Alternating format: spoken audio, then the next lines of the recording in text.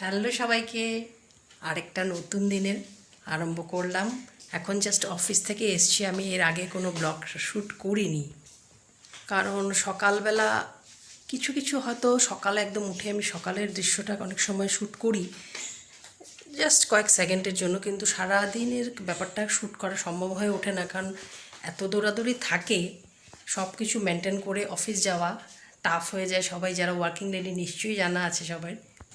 তার মধ্যেও ঘরটাকে সুন্দর করে রাখা, গুছিয়ে রাখা, প্রত্যেকটা জিনিস প্লাস আমার গাছের সঙ্গে আমার অনেকটা টাইম যায়।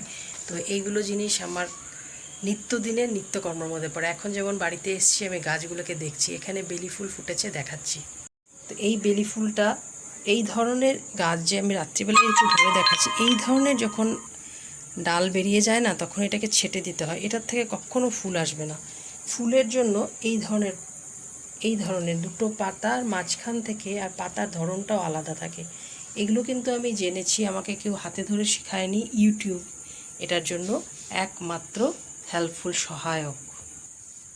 এই কথাগুলো যে আমি বললাম বেলি ফুলের ব্যাপারেও, এটা কিন্তু আমাকে কেউ হাত ধরে শেখায়নি। এগুলো আমি শিখেছি কিন্তু ইউটিউবের থেকেই। তো ইউটিউবে এই জন্য আমি বলি, ইউটিউবের মানে স্বাদটা আমাদের জন্য অনেক বেশি। এইখানে আমরা অনেক কিছুই জানতে পারি।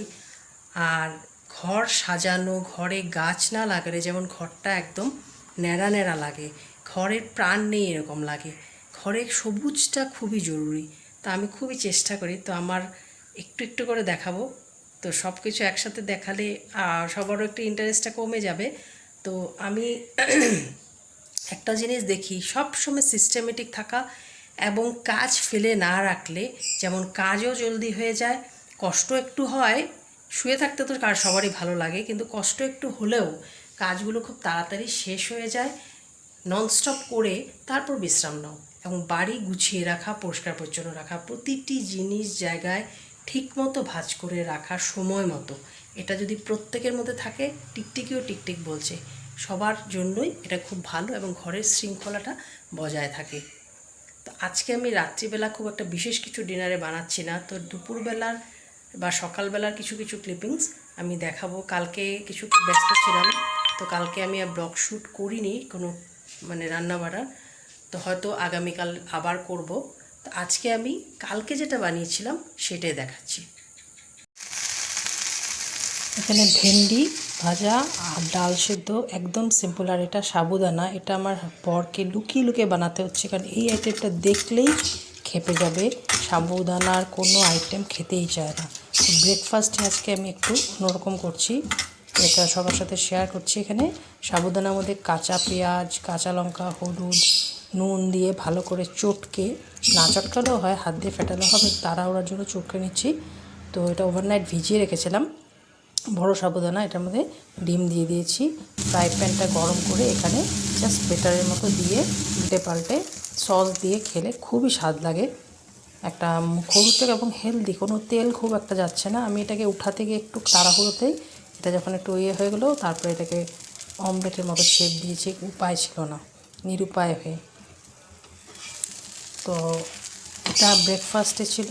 আর সেদিন দুপুরের খাওয়াটা ডাল সিদ্ধ, ভেন্ডি ভাজা, একদম সিম্পল করেছিলাম। ডাল সিদ্ধকে একদম হেলদি ডায়েট, আগের দিন একটু রিচ খাওয়া হয়ে গেছিলো, সেই জন্য একদম হালকা খাওয়া, উইদাউট তেল। ডাল সিদ্ধ খেতে কিন্তু খুব ভালো লাগে, যদিও আমরা দুপুরবেলা অফিসে খাই, তখন ঠান্ডা হয়ে গেলে অতটা লাগে না, কিন্তু গরম গরম তো দারুণই লাগে। তুই কী করছো? দুষ্টু করে নিসু।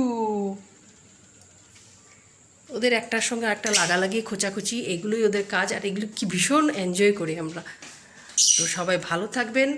তো যারা আমার চ্যানেলটাকে নতুন নয়, চ্যানেলটাকে সাবস্ক্রাইব করেছেন, তাদের অসংখ্য ধন্যবাদ। আর যারা এখনও করেননি, তারা প্লিজ প্লিজ প্লিজ আমার সাথে থাকুন। অল্প অল্প করে ভিডিও দিচ্ছি, তো কিছু কিছু কথার মাঝে কোনো সময় গল্পও বলবো। আজকে যেমন মানি প্ল্যান্টের কথাটা ভুলে গেলাম। মানি প্ল্যান্টটা যখন আমি এভাবে করেছিলাম, একজন আমাকে বুদ্ধি দিয়েছিলেন, আমরা যখন ডিমের অমলেট করি, সেটা যে খোলসটা থাকে, সেটাকে ভালো করে ধুয়ে 24 আওয়ার্স জলে ভিজিয়ে রাখতে হবে, গুঁড়ো করে।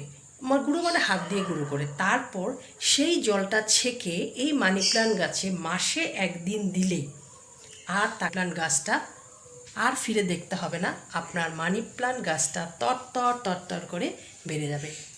তো এই নুস্কাটা ইউটিউবের জন্য, তো যারা ইউটিউবের রেগুলার দর্শক তারা নিশ্চয়ই আমার ভিডিওটা দেখবেন। আর আমার নতুন দর্শকদের বলছি, প্লিজ প্লিজ প্লিজ আমার চ্যানেলটাকে সাবস্ক্রাইব করো, কারণ সাবস্ক্রাইব করলে আমি আরও রোজ দিই ভালো থাকবে। তো এটাই আমার সবাই যেন ভালো থাকে সেটাই আমি চাই। আর আমি যেমন অন্যদেরটা দেখে এন্টারটেন করি, তা আমারটা দেখেও এন্টারটেন করে। আমাকে একাই দেখা যায়, উপায় নেই, বর মহাশয়কে ধরা যায় না, ধরতে গেলেই বিপদ। আমাকে বলবে এটা অনেকের সঙ্গে এই প্রবলেম। তো কাদের সাথে এই প্রবলেমটা আমার সাথে প্লিজ কমেন্টস করে শেয়ার করো। দুষ্টুরা তো আছেই, এখন লাইট জ্বলে গেছে, তো এখন ওনাদের শুরু হবে প্রতিটি কথার সঙ্গে ওনাদের অ্যাক্টিভিটিস। হ্যাঁ শোনাই, এই তো বাবা,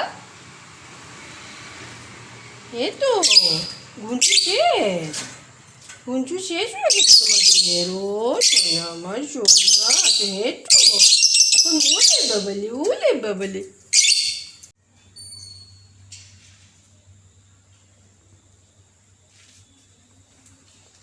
এই গাছটা এখন একদম পুরো বলের মতো হয়ে গেছে, সামনা থেকে দেখতে খুবই ভালো লাগে। আমি অ্যারেঞ্জমেন্টটা এইভাবেই করেছি।